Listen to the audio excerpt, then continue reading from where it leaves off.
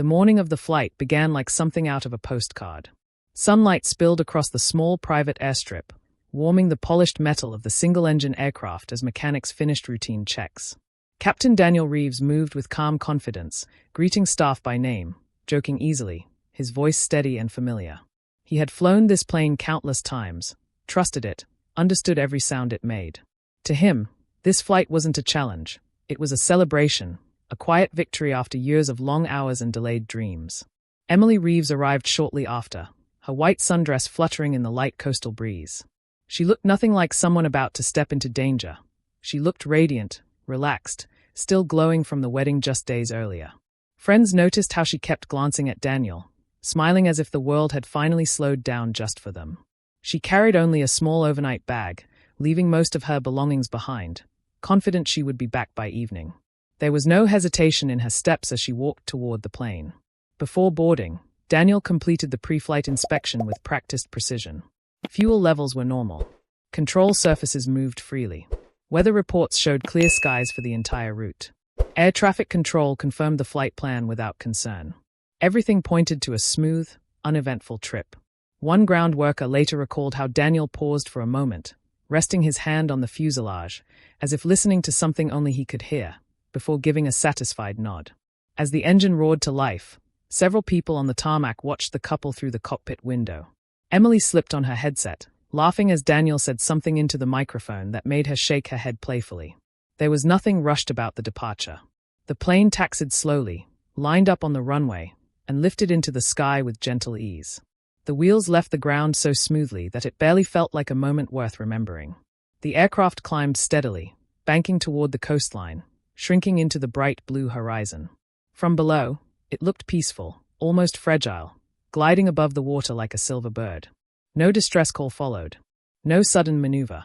No sign of trouble.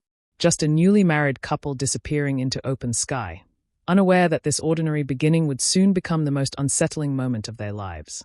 37 minutes after takeoff, the flight was expected to report its position as part of a routine check-in. The air traffic controller on duty glanced at the radar screen, waiting for the familiar blip to confirm the plane's location. Seconds passed. Then a minute. The frequency remained silent. At first, it didn't raise alarms. Radio delays happened all the time, especially over open water. Still, the controller tried again, calling the aircraft by its registration number, voice calm but alert. When there was no response the second time, a subtle tension crept into the control room. Another controller leaned closer to the screen, adjusting the range, rechecking the coordinates. The aircraft's signal flickered once, weak and unstable, before disappearing completely. No emergency transponder had been activated. No automated alert followed. It was an absence that felt wrong, like a sentence cut off mid-word. Calls were placed to nearby aircraft, asking if anyone had visual contact. Pilots responded with negative reports, scanning the horizon as instructed. The weather radar showed nothing unusual, no storms, no sudden pressure shifts, no interference. As procedures escalated, supervisors were notified, and the quiet professionalism in the room shifted into something sharper. Every rule said this wasn't normal. Within the hour, the Coast Guard was alerted, and search protocols were quietly activated. Patrol boats altered course, helicopters prepared for launch, and flight paths were plotted based on the plane's last known position. Yet as crews reached the area, the ocean looked disturbingly calm. The water stretched endlessly in all directions, smooth and reflective, offering no hint that anything had gone wrong beneath its surface. As night began to fall, the radar screen remained empty where the plane should have been. No debris appeared. No oil sheen drifted across the waves. Not even a floating cushion or scrap of metal surfaced. For those watching the monitors and scanning the water below, the silence grew heavier by the minute, carrying the unsettling realization that whatever had happened left no visible trace at all. In the days following the disappearance, the absence of answers created a vacuum that quickly filled with speculation. News stations ran the story on a constant loop, displaying the smiling wedding photo of Daniel and Emily beside a grainy image of the missing plane. Aviation experts were brought in to analyze the last known data, speaking carefully, choosing words that explained nothing while suggesting everything. With no wreckage and no distress signal, the mystery refused to fit into any familiar category. As the investigation dragged on, rumors began spreading beyond official channels. Online forums and late-night radio shows offered their own explanations, each darker than the last. Some claimed Daniel had staged the crash to escape mounting financial pressure. Others whispered that Emily had discovered something before the flight, something that made her disappearance intentional rather than tragic. Every unverified detail was magnified, shared, and reshaped until fiction and fact became indistinguishable. Friends and co-workers of Daniel pushed back against the accusations. They described him as disciplined, cautious, almost obsessively thorough. He double-checked fuel levels, weather patterns, even emergency equipment. Several pilots who knew him stated openly that he would never risk flying into unsafe conditions, especially with his new bride on board. Yet even their certainty began to sound defensive as weeks passed without progress. Emily's family faced a different kind of torment. They were forced to watch strangers dissect her personality on television, questioning her happiness, her marriage, even her loyalty. Personal details were dragged into the open. Harmless text messages, old photographs, vague comments taken wildly out of context. Each new theory felt like another loss, another way of being told that the truth might never be clean or kind. Eventually, official updates slowed. Search efforts were scaled back. Funding was redirected. The case files grew thick but lifeless, filled with timelines that ended abruptly and questions with no follow-up. The disappearance was quietly moved from active investigation to unresolved status, where mysteries are stored away, waiting for something, or someone, to disturb the silence again. 16 years after the disappearance, the case had faded into the background of forgotten headlines when a commercial deep-sea survey team began scanning the ocean floor for a completely unrelated project. Their mission was routine, mapping debris fields and locating sunken cargo containers, but the sonar image that appeared on their monitor didn't match any known wreck. The outline was too clean, too symmetrical, and unmistakably aircraft-shaped, resting upright as if it had been carefully placed there rather than violently destroyed.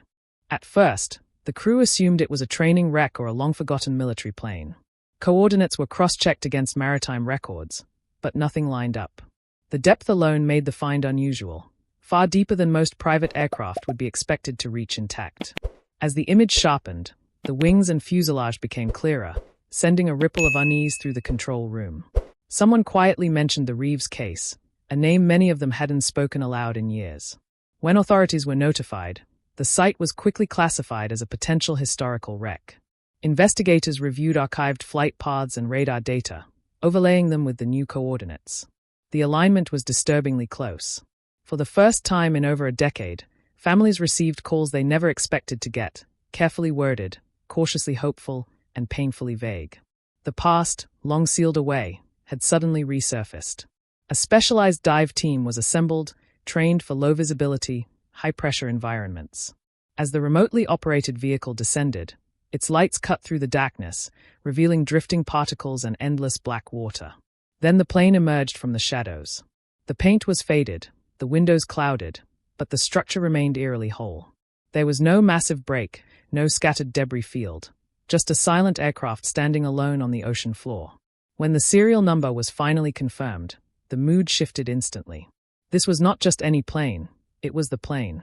The one that vanished without a trace in 2003. The discovery ignited a media storm overnight, reopening old wounds and unanswered questions. Cameras lined the docks, reporters speculated freely, and investigators prepared themselves for what they believed would finally bring clarity, unaware that the most disturbing part of the mystery was still waiting inside. When the dive team finally gained access to the cabin, the interior revealed a scene frozen in time. The water inside was still, heavy, and undisturbed, as if nothing had moved since the moment the plane settled on the ocean floor. The seats remained bolted in place, seat belts fastened, overhead panels intact. It didn't look like the aftermath of a violent crash. It looked like the final frame of a story abruptly paused.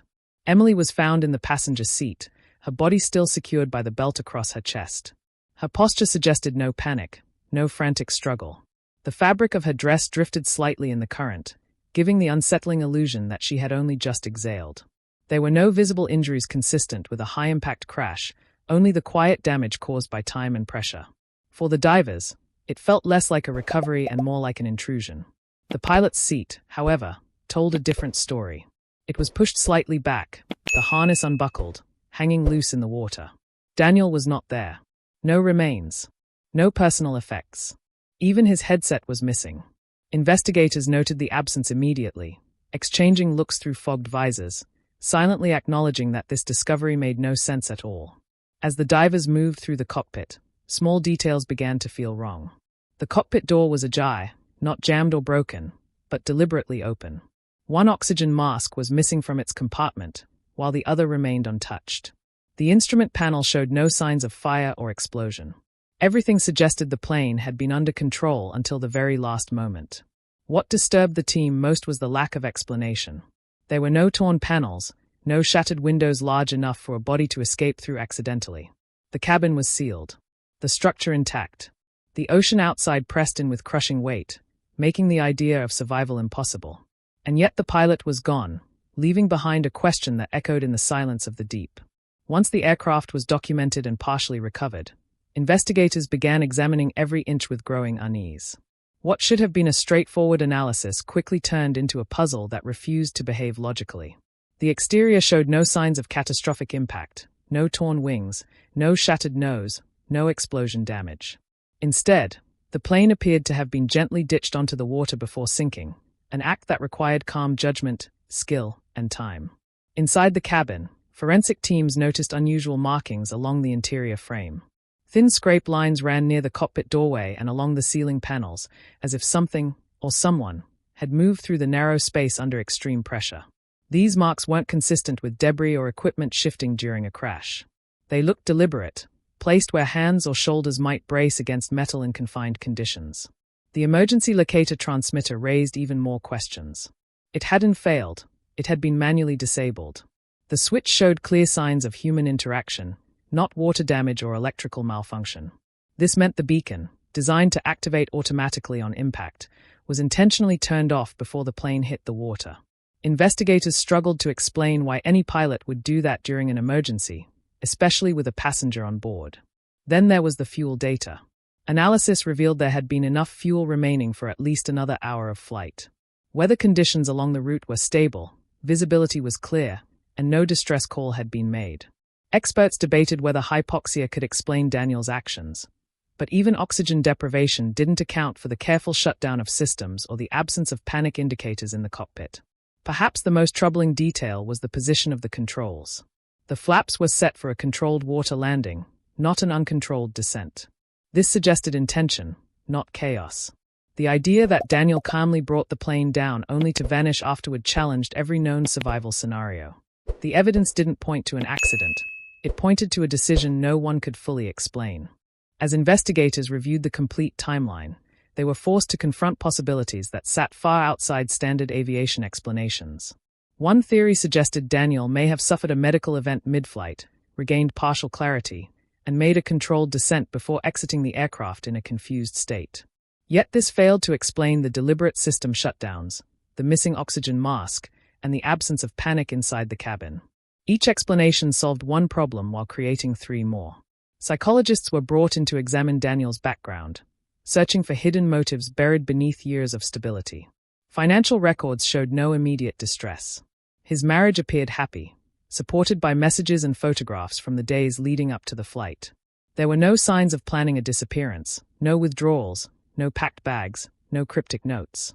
And yet, the precision of the actions taken in the cockpit suggested forethought rather than impulse. Another theory leaned toward deception. Some investigators quietly questioned whether Daniel intended to vanish, using his aviation knowledge to stage a disappearance that mimicked tragedy. But this idea collapsed under scrutiny.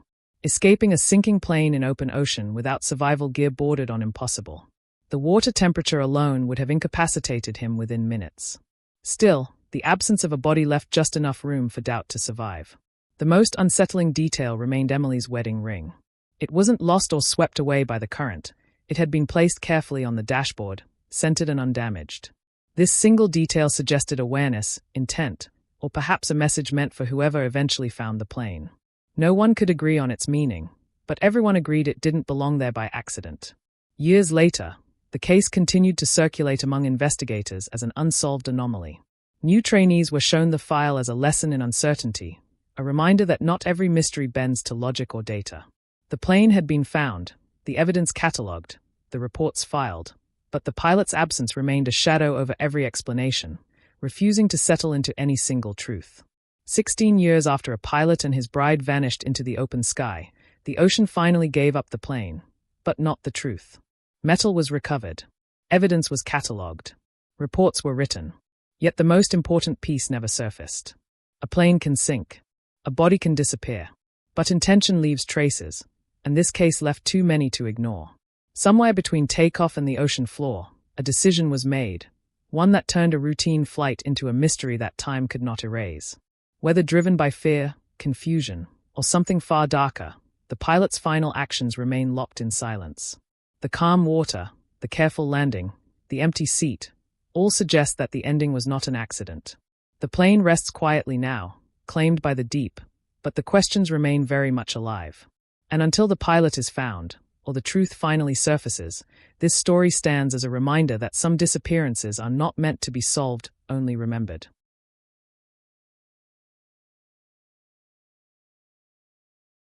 If you liked this video, don't forget to hit that like button, share it with your friends, and drop your thoughts in the comments below. Most importantly, subscribe and hit the bell icon so the next secret finds you first.